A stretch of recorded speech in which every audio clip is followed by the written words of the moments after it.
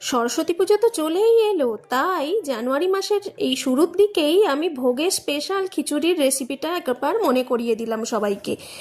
প্রথমে মুগের ডাল নিয়ে ভালো করে ভেজে নিতে হবে, দেখবেন যাতে পুড়ে না যায় মুগের ডালটা। তারপরে সিদ্ধ করতে দিয়ে দিন, লবণ দিয়ে, হলুদ দেবেন না এখন। আর গোবিন্দভোগ চালটা 1 ঘন্টা আগে থেকে ভিজিয়ে রেখেছিলাম। সবজির মধ্যে আমি শিমটা শুধুমাত্র ওতে দিয়েছি, কপি আলু আলাদা ভেজে নিয়েছি, বেগুন ভেজে নিয়েছি, এবং ওই দিনকে আলুর দম করেছিলাম, আর তার সাথে পাঁপড় ভাজা ছিল, আর টমেটোর চাটনি, অনেক কিছুই ছিল সাথে। গোবিন্দভোগ চালটা এবার দিয়ে দিলাম। ডাল যখন নখ দিয়ে কাটতে পারবেন, 50% সেদ্ধ হবে, তখন চাল দিয়ে দিতে হবে। তার মধ্যে হলুদ দেবেন, দিয়ে তারপর ভাজা আলুটা মিশিয়ে দিলাম। কপিটা আমি এখন মেশাইনি, পরে মেশাবো। ফোড়নটা রেডি করে নিলাম, জিরে, শুকনো লঙ্কা, তেজপাতা, জিরের গুঁড়ো, আদা, টমেটো, এই দিয়ে ফোড়নটা রেডি করলাম। স্বাদ মতো চিনি দিলাম, ঘি দিলাম, ব্যাস রেডি হয়ে গেছে দেখুন।